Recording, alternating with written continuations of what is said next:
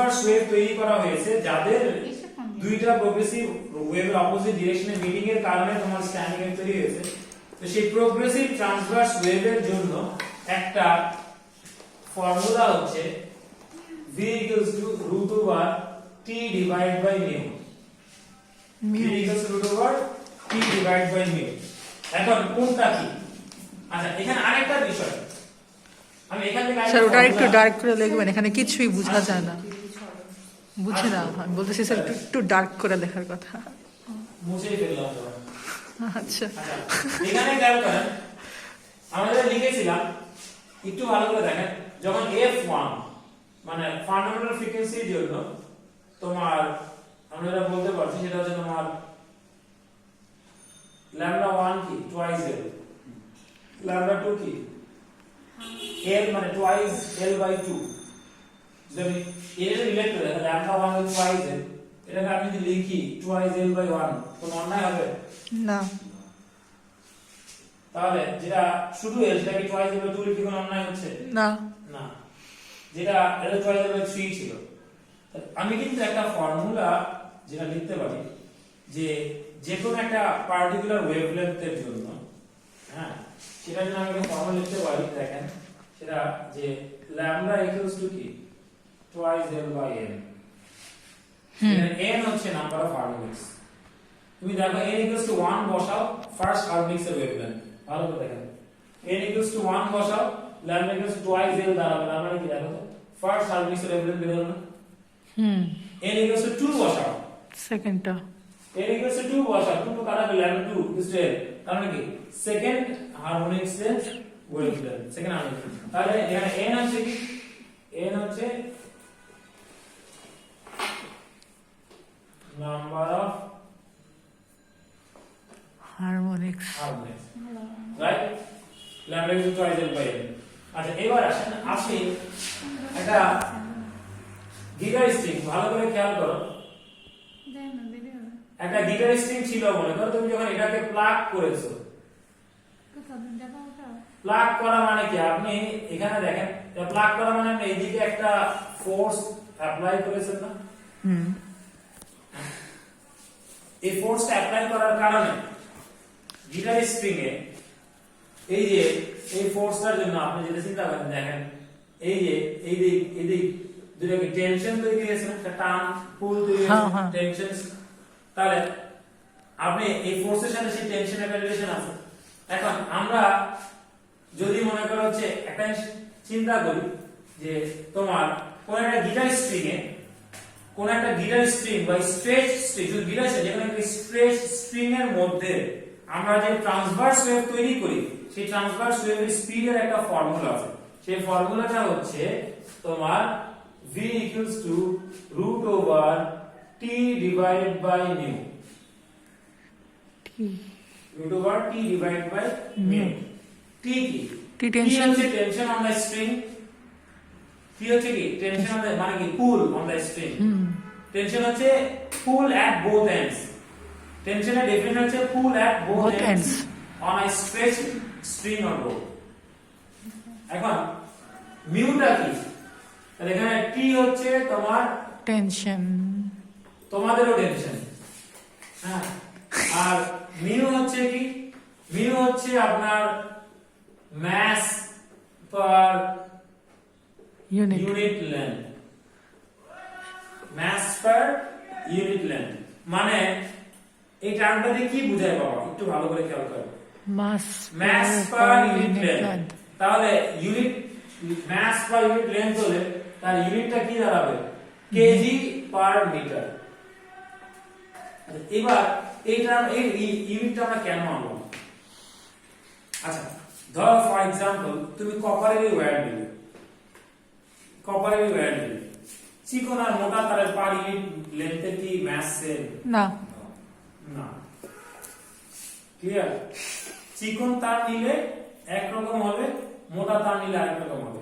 এবার আসো, তুমি যদি একই লেন্থেরও দুটো ডিফারেন্ট ম্যাটেরিয়াল নাও, তাও কি তাদের মাস সেম হবে? না, আলাদা হবে। যদি কারণ ডেনসিটি যেহেতু আলাদা, তাহলে মাস পার ইউনিট লেন্থ ইন্ট্রোডিউস করা মানে আমি শুধুমাত্র ম্যাটেরিয়াল না, মানে একটা পার্টিকুলার থিকনেস এবং একটা পার্টিকুলার ম্যাটেরিয়ালের ওয়্যারকে কনসিডার করছি। আমি ম্যাস পার ইউনিট লেন্থ নিচ্ছি, তখন Particular আমি এই material, নামটা দিয়ে particular একটা পার্টিকুলার থিকনেস প্লাস একটা পার্টিকুলার ম্যাটেরিয়াল দুটোটাকে আমি কি রাখছি, ফিক্সড রাখছি। ক্লিয়ার জিনিসটা? এই জন্য ম্যাস পার ইউনিট লেন্থ নেওয়া হচ্ছে।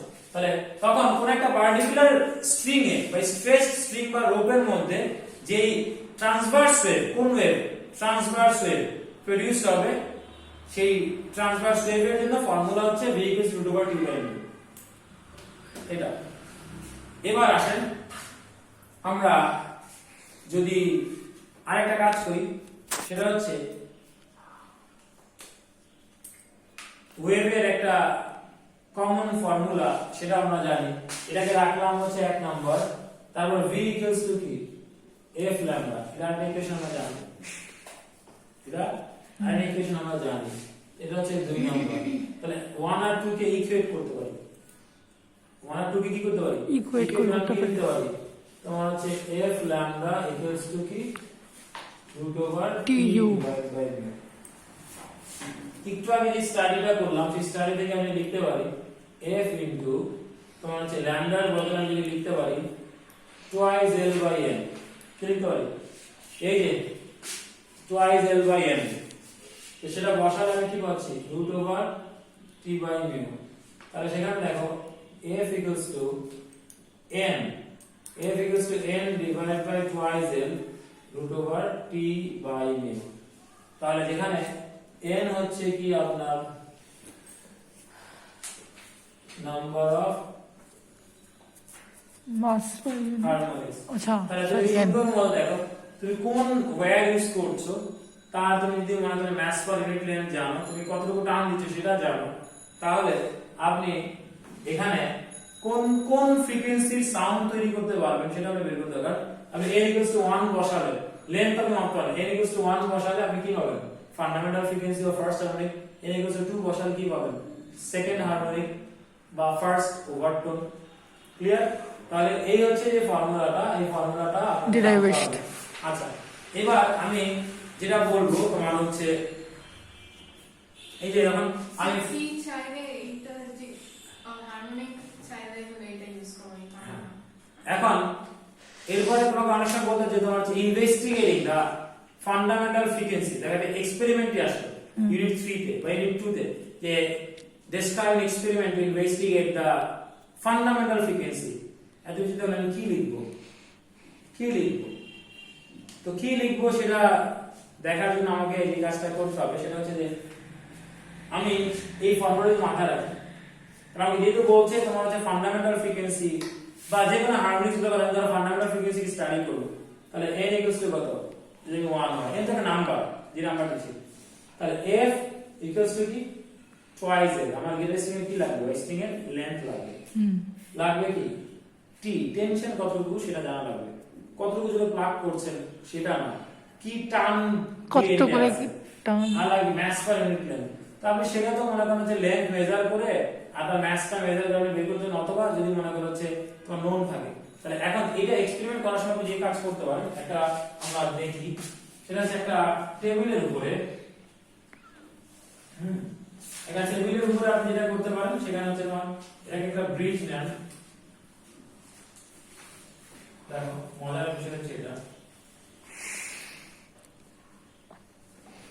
হ্যাঁ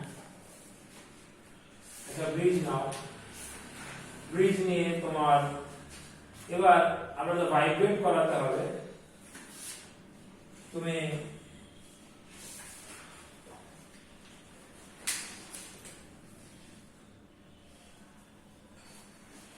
তুলে নাও,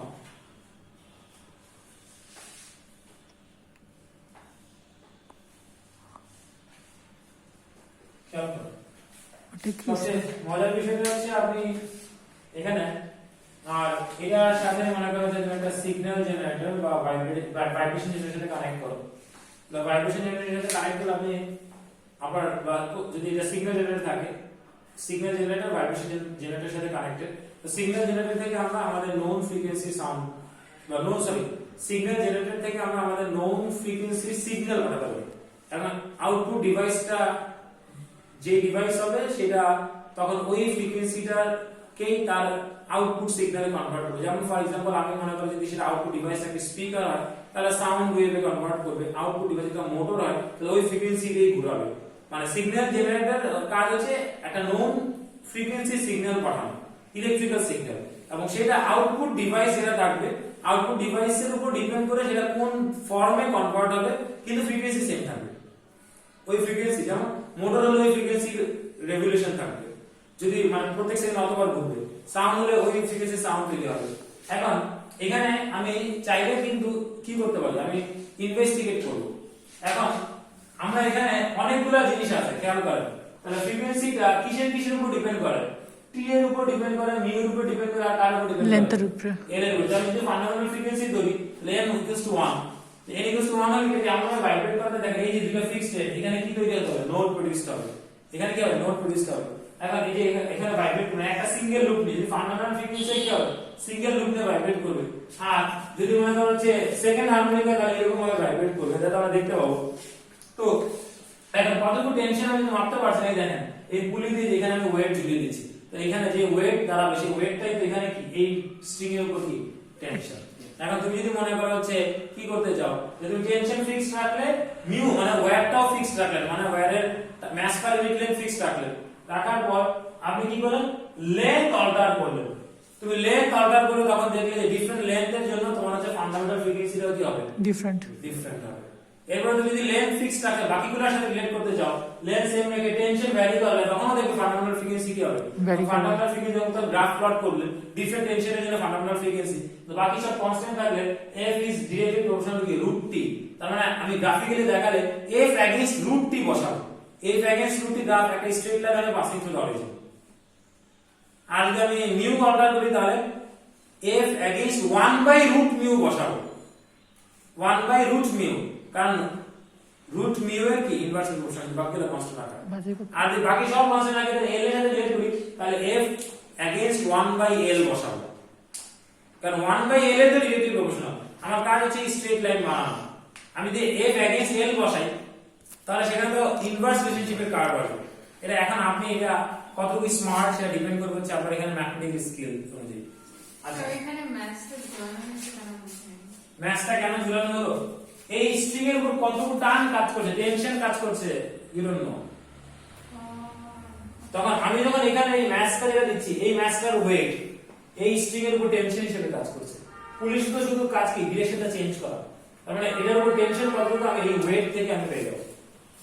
এই ম্যাথসটা যতটুকু টেনশন, ওয়েট ম্যাথসের ওয়েট যতটুকু ততটুকু টেনশন। ক্লিয়ার? এখন আমরা এই যে ফার্স্ট হারমোনিক, এখানে আমরা আগে ফার্স্ট রেজোন্যান্স বলি, তোমাদের নোটে দেখুন first resonance, second resonance, third resonance. আচ্ছা, এখানে রেজোন্যান্স টার্মটা কেন আসলো? রেজোন্যান্সটা কি আগে সেটা বুঝে নাও। আমি রেজোন্যান্সটা বোঝানোর আগে এই জিনিসটা কেন বুঝিয়ে নিলাম যাতে তোমাদের বুঝতে সুবিধা হয়। প্রত্যেকটা সিস্টেমের জন্য ন্যাচারাল ফ্রিকোয়েন্সির একটা সেট আছে, যে ফ্রিকোয়েন্সিতে সে অসিলেট করে ন্যাচারালি। এটা প্রত্যেকটা system has a set of natural frequency. Set বলছি, তোমাদের বইতে অনেক সময় বলা আছে হ্যাজ আ ন্যাচারাল ফ্রিকোয়েন্সি, কিন্তু এটা ভুল।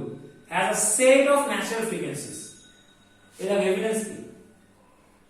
এটা কি একটা ফ্রিকোয়েন্সি না, এটা 5 আর যায়, এটা কি হবে 10, এটা 15, এবং প্রত্যেকটা ফ্রিকোয়েন্সি গুলা তার যে লোয়েস্ট পসিবল ফ্রিকোয়েন্সিটা কি হোল নাম্বার মাল্টিপল, এটা আমরা এখানে দেখলাম।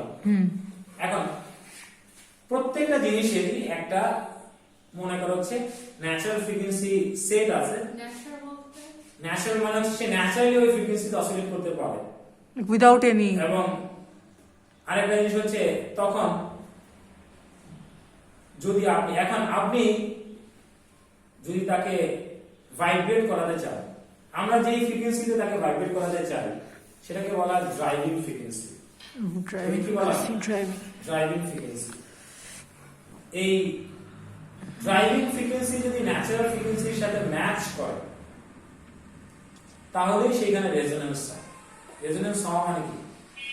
রেজোন্যান্স হওয়া মানে সিস্টেমটা ম্যাক্সিমাম অ্যামপ্লিটিউড নিয়ে অসিলেট করে, কারণ এই ক্ষেত্রে ম্যাক্সিমাম এনার্জি ট্রান্সফার করা পসিবল হয়।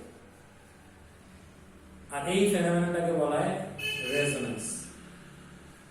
যেমন একটা एग्जांपल যদি আমি দিই তোমাদের, কারো কাছে চার্জার আছে, ধরো তুমি সুপার চার্জার, এই জিনিসটা বলছিলাম দেখেন, তোমরা যদি একদিন স্টপ ওয়াচ নিতে বলেন, হ্যাঁ স্টপ ওয়াচ নিয়ে আপনি এটা 10টা দেখেন, আমি এখানে খেয়াল করো, আমি এখানে এই যে আমার হাতটা কিন্তু ফিক্সড রাখবো, হ্যাঁ এই জায়গাটা ফিক্সড রাখবো, এবং আপনাদের কাজ হবে যে একটা অসিলেশনের টাইম তো অনেক আনসার্টেনটি আসবে, যেহেতু অনেক ছোট টাইম, আমরা 10টা অসিলেশনের টাইম আমরা নিব, নিয়ে তারপরে 10 দিয়ে ডিভাইড করে একটা রেঞ্জ পারফরম্যান্স বের করব। তো আমি একটু ভালো করে দেখেন, এখানে আমি এটাকে এখান থেকে ছাড়ছি, আপাতত বলছি এখন এখান থেকে ছাড়ছি, এরপর আমি আর উপর থেকে ছাড়বো পরের বার। তো এখানে আমরা ফার্স্ট বার বাদ দিয়ে দিবেন, কারণ আমি যখন ছাড়বো তার সাথে রিঅ্যাকশন টাইম মনে হয়, কারণ আমি রিঅ্যাক্ট করতে পারবেন না। শুরু করবেন কোন জায়গা থেকে দেখেন, এই যে আসছে, এই যে এখানে সেকেন্ড বাটন আসলো, এখানে স্টার্ট করলো, স্টার্ট করলে এই যে গিয়ে আবার ফেরত আসা মানে 1, তারপরে হচ্ছে কি 2, এরকম। তো 10টার জন্য নেবেন, গিয়ে আসা এখানে যাও, আমি যখন ছাড়বো ওই সময় কি করবেন না, আপনি নিজে দেখে পরের বার স্টার্ট করবেন, আমি স্টার্ট বলবো তখন স্টার্ট করবেন। আমি ছেড়ে দিচ্ছি দেখেন, স্টার্ট 1 2 3, কেউ করছেন? আর আমি তো ভিডিও করতেছি, আর হবে না।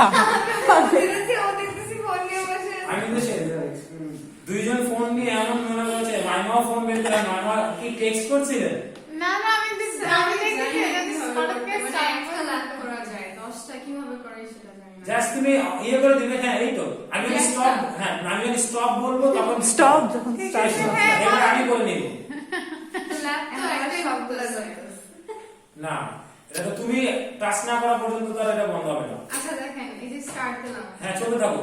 তারপর একটা বন্ধ, না না না না, আমি যখন স্টপ করতে বলবো তখন তুমি এক টোটাল 10টার জন্য কাউন্ট করবে একবার। আচ্ছা আচ্ছা ঠিক আছে ঠিক আছে, আমি যখন স্টার্ট করতে বলবো আমি স্টার্ট করবেন, ঠিক আছে। আমি ফার্স্টে এখান থেকে দিচ্ছি দেখেন,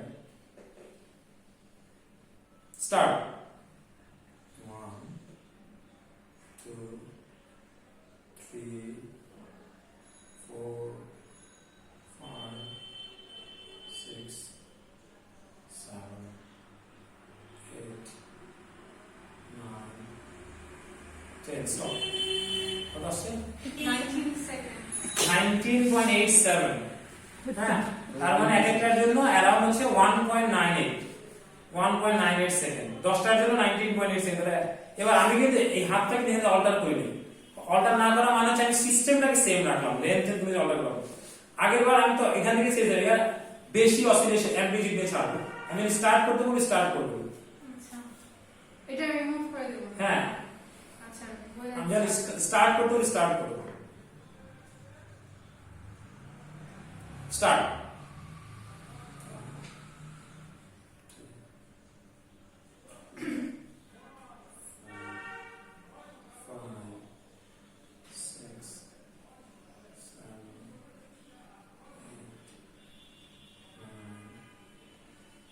Stop.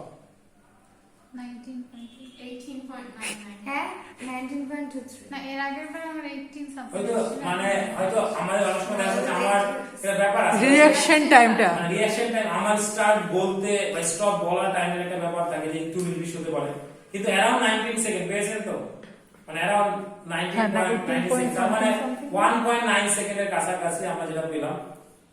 তার মানে দেখেন আমার অ্যামপ্লিটিউড যাই হোক না কেন, সে কিন্তু নাচার সময় এক তালেই নাচে, মানে সে এক ফ্রিকোয়েন্সিতেই ভাইব্রেট করে, কারণ প্রত্যেকটা অসিলেশনের জন্য টাইম কি, টাইম পিরিয়ড যদি সেম থাকে, পিরিয়ড একটা অসিলেশনের জন্য, তাহলে ফ্রিকোয়েন্সি কি সেম না? এবার না কি বুঝলাম না, বুঝেন না, বুঝেননি, মিস করছে, মানে উপরে দিয়ে আমার প্রত্যেকটা অসিলেশনের জন্য টাইম কি লাগছে, সেম সেম লাগছে। লাগছে না তো, উপরে থেকে আরো উপরে থেকে রিলিজ করছি না তো, টাইম তো বেশি লাগবে, লাগছে তো। নো, বরং আরো কম লেগেছে, ওই তো মানে কম লাগে লাগছে, নাই, ওই তো। আসলে হচ্ছে আমাদের রিঅ্যাকশন টাইমের কারণে কম বেশি হয়েছে। But আমি around যখন the স্টার্ট same. করতে বলি যে তুমি স্টার্ট করতে পারো নাই, বা একটু পরে করেছো আগে করেছো, বা আমি হয়তো স্টার্ট স্টপ একটু আগে পরে করি এই কারণে, কিন্তু অনেক তুমি যদি দেখো অনেকে মনে করতে পারবে উপর থেকে ছাড়লাম মানে বেশি স্পিড আসবে তাড়াতাড়ি শেষ হবে, না বাবা তা হবে না। সে উপর থেকে আসলে ডিসটেন্সে তো বেশি ট্রাভেল করছে। দেখবেন যে আপনি যদি এই যে লেন্থ সেম রাখেন, লেন্থ যদি অল্টার না করেন, তুমি এখান থেকে ছাড়ো 10টা গুণ, এখান থেকে ছাড়ো 10টার জন্য টাইম কাউন্ট Same করো, হবে। এখান থেকে ছাড়ো 10টার জন্য টাইম কাউন্ট করো, সেম হবে। তার মানে এটা কি দাঁড়ালো? টাইম পিরিয়ড যদি সেম হয় তাহলে ফ্রিকোয়েন্সি কি থাকবে? সেম। তাহলে এই সিস্টেমটাকে আমি যাই করতে চাই না কেন, যে অ্যাম্পলিটিউড আমি ইয়ে করে রাখা সে কি একই ফ্রিকোয়েন্সিতেই করছে, এটা তার ন্যাচারাল ফ্রিকোয়েন্সি। এটা কি তার ন্যাচারাল ফ্রিকোয়েন্সি। তো এরকম একটা চিলড্রেন, এখন আমি যদি মনে করেছি দেখো, এবার যদি আমি এটা লেন্থটাকে চেঞ্জ করি, একটু ভালো করে দেখেন, লেন্থটাকে চেঞ্জ করি, তখন দেখবে যে ওই ফ্রিকোয়েন্সি থাকবে না। ধরো সিগনিফিকেন্টলি চেঞ্জ করি, হবে। এবার আপনি আমাকে বাড়িয়ে দিলাম, এবার আপনার কাজ হবে আগের মতো 10টার জন্য নেবেন। হ্যাঁ, আমি স্টার্ট করতে বলি, স্টার্ট করে উপরে রেখে দিবা স্যার বলবে। স্টার্ট বললে স্টার্ট। এবার আগে দিছো।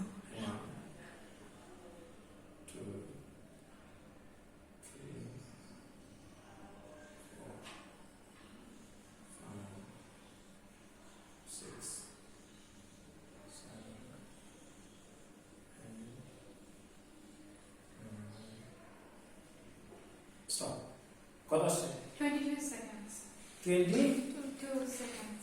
22 সামথিং। তার মানে অনেক চেঞ্জ হয়ে গেল না? হুম। তো কিন্তু এর আগের বার কিন্তু আমি লেন্থ সেম রাখার কারণে তার চেঞ্জ হয়নি। এখন যদি লেন্থ সেম করে চেঞ্জ করছি মানে সিস্টেমটাই সেম নাই। হ্যাঁ, লেন্থটাই তো পুরো চেঞ্জ তাহলে হয়ে এখানে গেছে। এটাই আমি বুঝতে চাচ্ছি, প্রত্যেকটা সিস্টেমের জন্য একটা ফ্রিকোয়েন্সি আছে, একটা সেট অফ ফ্রিকোয়েন্সি। যে প্রত্যেকটা- ফ্রিকোয়েন্সিতে সে ন্যাচারালি মানে ফ্রিলি অসিলেট করতে পারে। আর তুমি এটাকে যে ফ্রিকোয়েন্সিতে ভাইব্রেট করাতে চাচ্ছ, এটাকে বলা হয় ড্রাইভিং ফ্রিকোয়েন্সি। কি বলা হয়? Driving frequency. তোমার ড্রাইভিং ফ্রিকোয়েন্সি যদি ন্যাচারাল ফ্রিকোয়েন্সির সাথে ম্যাচ করে, তাহলে সে ম্যাক্সিমাম অ্যাম্পলিটিউড নিয়ে অসিলেট করবে। এটাকে বলা হয় রেজোন্যান্স। আর এই ঘটনাটাকে বলা হয় রেজোন্যান্স। আর তোমার ড্রাইভিং ফ্রিকোয়েন্সি তার ন্যাচারাল ফ্রিকোয়েন্সির সাথে ম্যাচ না করে, আর ভাইব্রেট করতে করবে, এটা বলা ফোর্সড অসিলেশন। তখন রেজোন্যান্স হবে না। যেমন একটা এভিডেন্স দেখো, একটা এভিডেন্স দেখো, চিলড্রেন সুইং, মনে বাচ্চারা যে দোলনায় দুলে, দেখেন এখানে খেয়াল করো, এরকম করে অসিলেট করছে, আমি ঠিক কারেক্ট মোমেন্টে ধাক্কা দিয়েছিলাম, বেশি দূর যাচ্ছে। এবার খেয়াল করো, তার মানে আমার ড্রাইভিং ফ্রিকোয়েন্সিটা ওর ন্যাচারাল ফ্রিকোয়েন্সিতে ম্যাচ করেছে, that's why maximum energy input দেওয়া গেছে, ট্রান্সফার করা গেছে। এবার খেয়াল আমি ওর থেকে জোরে ধাক্কা দিচ্ছি, সে কি ম্যাচ করলো বুঝবেন? আমি যে ফ্রিকোয়েন্সি তাকে দিতে যাচ্ছি মানে ড্রাইভিং ফ্রিকোয়েন্সি, তার ন্যাচারালি যে ফ্রিকোয়েন্সি অসিলেট করেছে সেটার সাথে ম্যাচ করেছে। ম্যাচ করছে দেখা ম্যাচ করলো? দেখো। হ্যাঁ, তুমি তো দেখতে পাচ্ছ না এখানে আমি কোন ফ্রিকোয়েন্সিতে অসিলেট করছি। আমি তো এটাকে এখানে এখানে থাকতো, আমি ধাক্কা দিতাম, তাহলে যে ফ্রিকোয়েন্সি অসিলেট করতো, নরমালি মনে করা হচ্ছে, দেখে নরমালি যে ধরো এইভাবে অসিলেট করছে, হ্যাঁ নরমালি সে অসিলেট করছে, আমি ধাক্কা দিলাম, Same length মানে same ভাবে কাউন্ট করো, আগে 10টার এখন 10টার সাথে সেম টাইমে লাগছে, তাহলে একই ফ্রিকোয়েন্সিতে অসিলেট করছে না, আমার ধাক্কাটা